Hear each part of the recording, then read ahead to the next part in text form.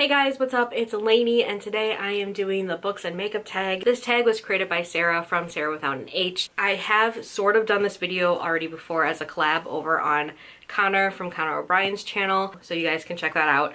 If you would like to, I'll link that down below as well. So without further ado, let's get started. Okay, so my face is a little red. That's because I got out of the shower like a half hour ago. The first question is primer, which is a book that has had a lasting impression on you. I'm gonna be kind of highbrow, pretentious right now when I say The Virgin Suicides by Jeffrey Eugenides. There's a lot of books that have been a lasting impression on me. This one has had such a lasting impression on me that I ended up getting a tattoo of one of the quotes that's in this book. It's on my ribcage. It's the second tattoo I got, so I really liked it. When it comes to the makeup, I actually don't really use a specific primer. I tend to just moisturize my face before I start applying my makeup. I've already moisturized my face, but the one I use is the Ultra Repair Cream by First Aid Beauty. I got it at Sephora. Moving on to the next one, foundation, which is your favorite first book in a series. And this was really hard, but I wanted to choose one that was a complete series that I've read all the way through. And that I decided to choose The Winter's Curse by Maria Rutelsky. I love this series. It's so underrated, I feel like. I want to reread it this year. The foundation I use is the Naked foundation, liquid foundation. I've used it now for a couple years. I really like it. The shade that I use is the lightest shade that they have, of course, 0.5, because I am very, very pale. Oh, I guess I should be talking. I don't know what am I talking about in this? Oh, so lately, for the past like several months, I have not been using eyeshadows. I don't know if it's because it's like I'm getting older and I'm just like, do not care what I look like when I leave. I mean, obviously I do. My everyday makeup tends to just be my foundation routine and then eyebrows, and then I put eyeliner on and mascara, lipstick. I don't know how I'm gonna edit this. I'm like so boring. I have no idea what this actually looks like. I'm sitting in front of my window. The blinds are closed because if I open them, oh my god, I'd be like a ghost. I think this looks okay. It looks blended in the mirror, so that's good. I feel like every booktuber that does this always just prefaces it by going like, I'm not a beauty guru. And that's true. I mean, I'm not a beauty guru. However, everything I've learned about makeup, I've learned through YouTube. Everything that you see me doing, I've seen at least someone else do. We're gonna call this done. The next question, it has to do with concealer.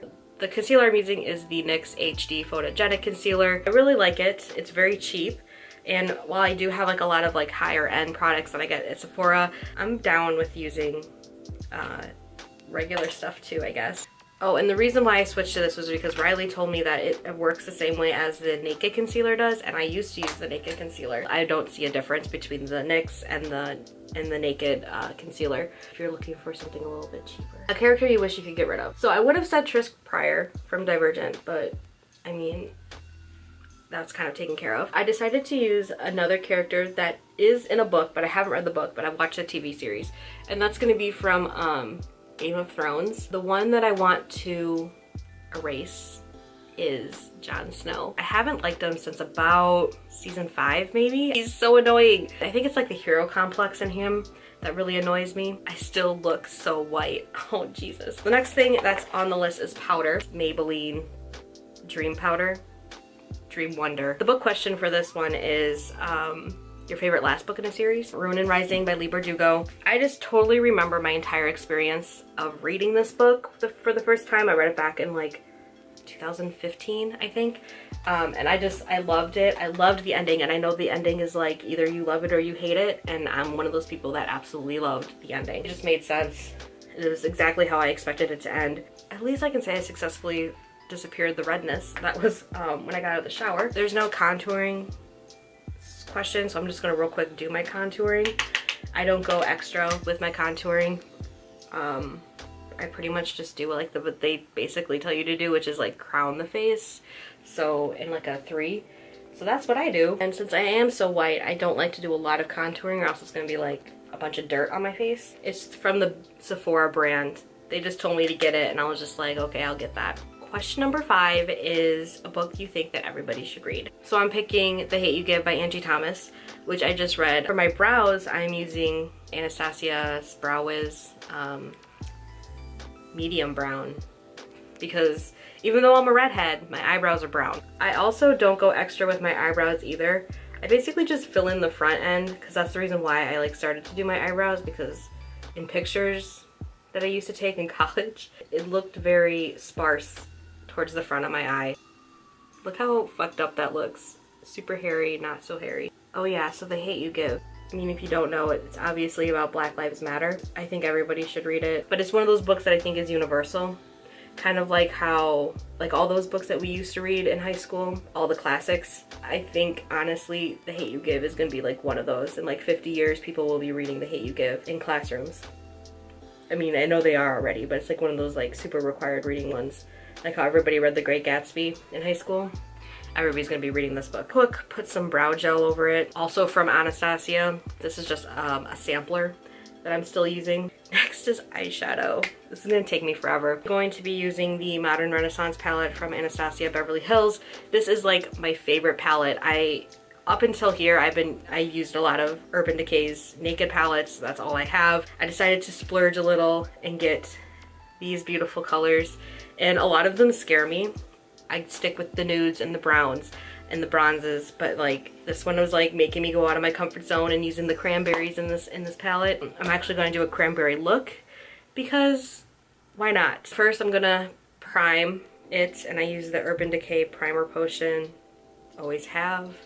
I don't think I will change that. I always like doing eyeshadow looks with this one because they always look so bad when I'm starting it, and I'm always like, what did I get myself into? Why does this look so orange on my face? But then by the time I finish it, it looks really nice. The book question for this is your favorite colors on a cover. My favorite color is blue. I also like the super rich, bold jewel tones. So the one I chose for this one is These Broken Stars by Megan Spooner and Amy Kaufman. And the reason why I chose it, obviously it's blue in the back. The girl in here is a ginger, so I don't know, I tend to like gingers. And the green is a super emeraldy jewel tone color. I really like all those colors that combine on this cover. Okay, primer potion is on. I guess I've already like talked about the book, so I guess I'm just gonna talk about like my process of putting the eyeshadow on. So the first thing I do is I use this color Raw Sienna, and I put that into my crease. It's just a transition color, just so that when I'm building the other colors, it's a good base color to have for the blending. And I just put a whole lot of it on there. Oops. So I definitely put too much on my right hand side. What's the one piece of advice that I would give someone? There's never a phrase called too much blending. Whenever you think you've blended enough, blend at least for another 30 seconds. I just want to impart that piece of wisdom onto everybody. You can never blend enough. So I think I've blended that enough. Next, I'm going in with the orange called Real Gar, and I'm pretty much putting that on top of what I just did.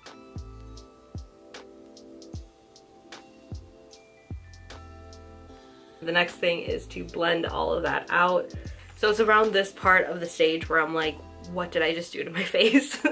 Because they're just such harsh colors, but then once you blend everything out, it looks really good. So next I am just gonna do my brow bone, the lightest shade in the palette, which is Tempera, which is that one over there. You can't really see it just because like my brow bone is already white. It's the thought that counts. It's there. I'm just blending again because I love to blend. But so two of the questions that I have, I don't actually use. So I don't use blush, and I don't use highlighter. I mean, I'll probably use highlighter eventually. I just, you know, haven't gotten around to buying any highlighter. But both of those questions I really like, and I want to answer them. But so since I am using a highlighter on my brow and I'm gonna be using kind of a pinky color on my eye, I thought I'd answer the questions now. So for the highlight question is A Book That Brightens Your Day. The Sun Is Also a Star by Nicola Yoon. I mean, I love this book. It's my favorite YA contemporary I've ever read. I am going in with the color called Love Letter, which is right there. This one is a cringeworthy romance, but I'm actually going to change this one to a romance that I really liked. I just recently read An Ember in the Ashes by Saava Tahir, and I was not expecting that romance in there to be as good as it was. And it's cool because that book kind of features a love triangle. It's like kind of like a feelings triangle between the main guy and two girls. One of them is his best friend, and one of them is a girl that kind of just arrives in his life. That's a very, very horrible basic way of describing An Ember in the Ashes, but with the romance, I just really liked it. But I'm also someone who absolutely lives for sexual tension, and That book has like the sexual tension between both Elias and Helene and Elias and Laya. It's so good. Couldn't decide who I liked better because I like all three of those characters so much. Laya also has kind of another guy in her life as well, Keenan, and I also really loved him. Also, maybe it's because he's a redhead, and it was so good. Now I'm blending because, yeah, this needed some blending. Okay. Technically the last thing I do on my eyes, put something on my lid because I haven't put anything on my lid yet. I'm going to use the shimmer one up here at the top of the mirror. When I use shimmer ones, I always wet the brush because then the intensity of the color comes out a lot more if the brush has already been wet. I'm going in to my...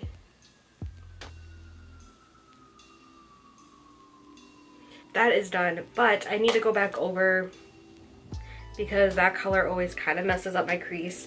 So I need to go back in with the top color I was using, Love Letter, just to make sure everything looks naturally blended out. And then I'm blending. The eyes are far from over. Next one is eyeliner, A Dark and Mysterious Book. You by Carolyn Kepnes. The eyeliner that I use is Stila's long-lasting waterproof liquid eyeliner in Intense Black. This is the best liquid eyeliner I've ever used. I'm not gonna be able to talk while I real quick do this. I'll get in closer because I do a winged eyeliner.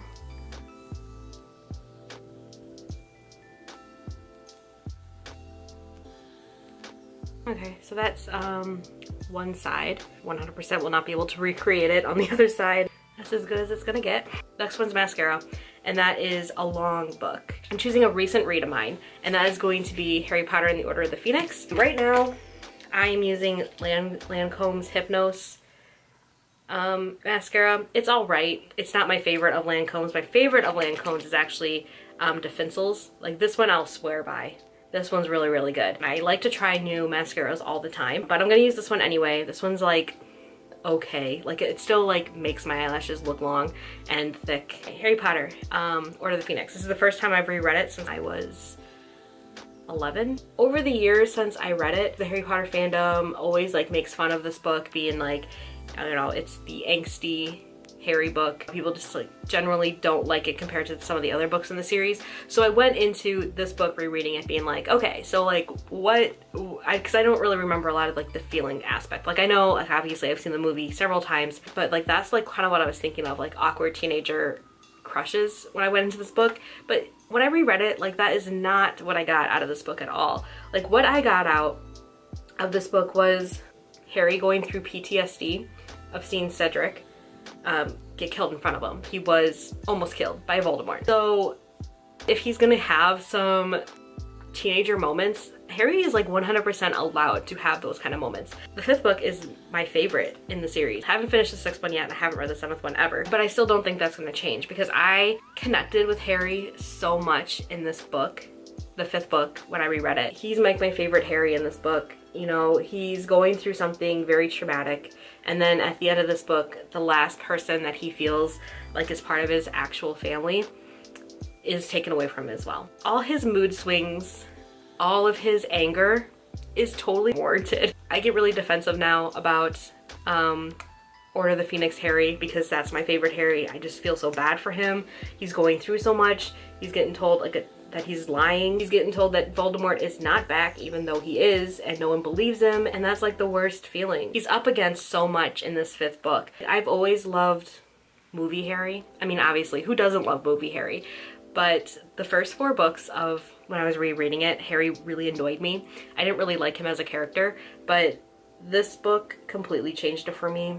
I love book Harry now. I'm looking way better now in the viewfinder. So that's done. Now I feel like my eyes are definitely complete here. The last thing that I have is my lipstick. I actually don't like lipstick, but I wear it because I have to wear it. Because right now I look incomplete, but now I'm gonna put on some lipstick and it's gonna be better. The lipstick question is your favorite book kiss. Generally speaking, I like 90% of the book kisses that I read. So it was kind of hard for me to choose. The one I decided on was the one that kind of like changed everything for my favorite ship. And that of course is gonna be Magnus and Cleo and Gathering Darkness. The kiss that they had at the end of the book, everybody who ships Magnus and Cleo, that was the turning point of their relationship. They couldn't deny their feelings anymore. all that sexual tension was heading somewhere, and it headed into the third book right there. For the lipstick, I'm going to be using Cruisin by Tarte. I really like this color. I'm almost done with it. I had mascara on my cheek, so I'm not quite sure if that's gonna show up in the video. I actually don't know how this is gonna look with this. Maybe I shouldn't use this one. If it doesn't look good, oh well.